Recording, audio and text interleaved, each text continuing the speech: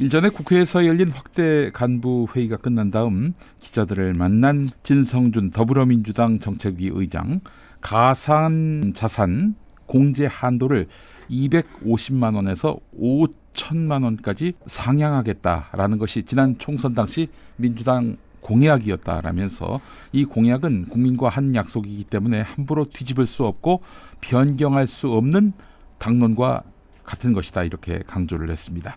자, 그런데 같은 날에 이재명 대표가 과세가 실제로 가능한 게 맞냐라면서 우려를 표했다고 합니다. 당대표와 조율이 안 된 발언이었던 것이죠. 진성준 의원의 발언은 말입니다. 그런데 이 공약은 국민과 한 약속이기 때문에 함부로 뒤집을 수 없고 변경할 수 없는 당론과 같은 것이다, 이런 말을 한 걸 보니 이재명 대표 딴 생각하지 말고 당론대로 가라, 이렇게 압박을 가한 것으로 판단이 됩니다. 당대표와 조율이 안 된 발언이 딴 사람도 아니고 정책위 의장 입에서 여과 없이 나온다면, 더 나아가서 당대표를 압박하는 그런 취지가 담긴 발언이라면 이건 문제가 아닐 수가 없습니다. 게다가 며칠 전이죠. 전격적으로 금융투자소득세 폐지에 이재명 대표가 동의를 하지 않았습니까? 그 이전까지 금투세를 시행하겠다고 고집 피우다가 논란을 야기했던 인물이 바로 진성준 정책위 의장입니다. 지난 6월 이재명 대표가 금투세 시행 유예 가능성을 이야기하니까, 좀 시행하는 것을 미루는 방안에 대해서 이야기하니까 그렇게 하면 안 된다라고 면전에서 대들기도 했습니다. 물론 소득이 있는 곳에 과세가 있다는 원칙이야 틀리지 않고 그 소신을 지키겠다는 취지는 비난할 수 없다고 봅니다.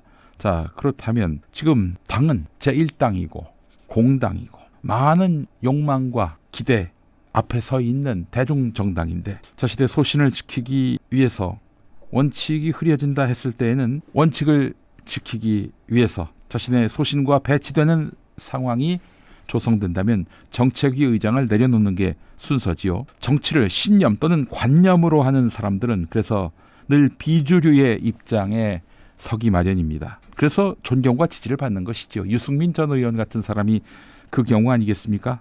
자, 그런데 당의 정책위 의장을 하면서 당 3역이라고 할 수 있는 정책위 의장을 맡으면서 당대표와 시시때때로 의견 충돌을 빚는 모습이 여과 없이 세상 앞에 드러난다면, 이게 지금 집권당이 사실상 부재하고 정권 교체를 바라는 시민들의 뜻이 60%로 모여지고 있는 이 시점에서 제1당이 보여야 할 모습일 수가 없는 것입니다. 자, 이런 가운데 진성준 의장 또 사고를 쳤습니다. 한동훈 국민의힘 대표를 겨냥한 것이지만 동덕여대 사태마저 정치적 땔감으로 악용하려 한다라면서 한 대표를 강하게 비판한 것입니다. 자, 그럼 한동훈이가 무슨 얘기를 했을까요? 폭력 사태 주동자 법적 책임을 운운한 것입니다. 동덕여대 사태를 두고 하는 얘기입니다.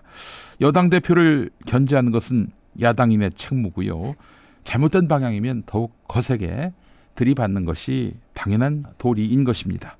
근데 이건 너무 엇나가지 않았습니까? 한동훈 이야기는 동덕여대 학생들이 남녀공학 전환 논의에 반대해서 점거농성을 한 건데, 점거농성이야 할 수 있죠. 그런데 폭력 사태까지 빚었단 말이에요. 이를 두고 한동훈은 폭력 사태 주동자들을 책임지어야 한다라고 이야기를 했습니다.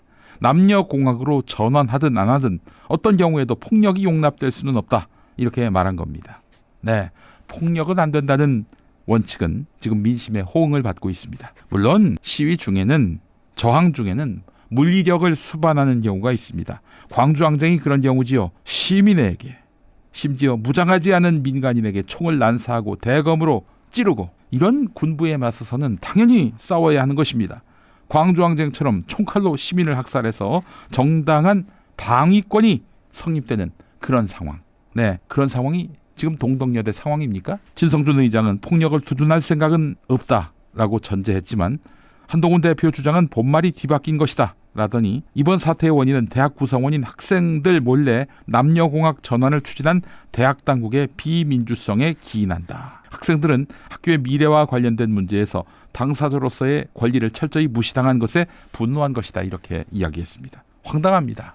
아니, 이 사태에 대해서 진성준 의장은 뭐 제대로 알고나 떠들고 있는 것입니까? 남녀공학에 대한 구체적인 논의가 이루어지지 않은 상태 아닙니까? 그런 논의도 못합니까? 그런 논의를 제기만 해도 이런 폭력 사태가 빚어져야 한다는 얘기입니까? 아니 어떻게 난장판이 된 학교의 상황이 그 합리화될 수가 있어요? 설령 대학이 학생들과 논의 없이 남녀공학을 추진한다고 칩시다. 그렇다 하더라도 상대가 우리와 대화 없이 추진하면 난장판 만들어도 되는 겁니까? 이건 민주주의의 문제가 아닙니다. 그릇된 페미니즘의 문제입니다. 김갑수 평론가가 얼마 전에 짚은 것이 있습니다. 어떤 남자 교수가 자기 연구실 들어가는 걸 학생들, 그러니까 여학생들이 몸으로 막았습니다. 아니 무슨 권리로 교수가 자기 연구실 들어가는 거를 막을 수가 있죠? 종교 간 평화를 외쳤던 손원영 교수님이라고 계십니다. 서울 기독대 교수님.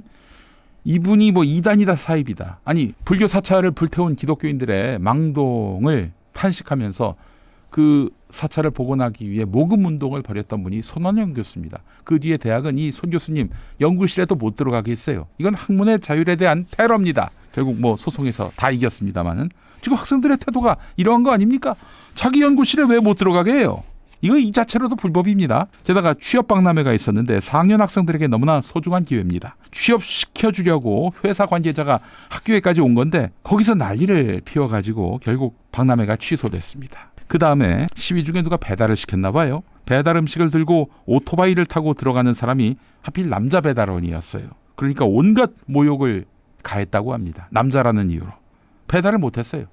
이거는 명백한 남자 혐오입니다. 여자 혐오를 막겠다고 나선 게 페미니즘인데 실상 이들은 지금 남혐을 하고 있어요. 이거는 민주공당이라면 진작에 선을 긋고 배격해야 되는 거 아니겠습니까? 그게 어려우면 모호하게라도 해야 되는 것입니다. 탓페이스에 나가서 졌던 지난 대선 패배의 교훈 아닙니까? 페미 후보들 낙천해서 얻은 총선 승리의 교훈 아닙니까? 아직도 이 당에 스윗가이가 남아있었던 모양입니다. 페미와 선긋지 않는 민주당은 당뇨병에 걸리기 마련입니다. 아직도 관념주의에 사로잡혀서 내용도 맥락도 모르고 힘없는 여학생들이 외치니까 설령 폭력 사태가 나더라도 저건 정당하다. 뜻있는 한거다. 네, 이렇게 페미에 동조하는 정치인이 민주당 안에 남아 있었습니다. 게다가 당 3역인 정책위 의장으로 자리하고 있습니다. 민주당은 진성준 의원과 선을 그어야 합니다. 아울러 페미니즘 수용하라면서 압박했던 끝내 0.73%포인트의 패배를 불렀던 그리고 이 괴물 정권을 창출해냈던 이런 사태의 책임자가 누굽니까? 이재명을 위하는 듯 하면서 페미니즘을 앞세워서 결국 지게 만든 이 친문들을 경계해야 합니다. 그래야만 우리가 또 한번 통한의 눈물을 흘리지 않아도 되는 것입니다. 지난 대선 페미니즘을 수용하라면서 이재명을 압박해서 그래서 끝내 대선에서 패배하게 만든 자들이 범인입니다. 세작입니다. 제 말이 틀렸습니까?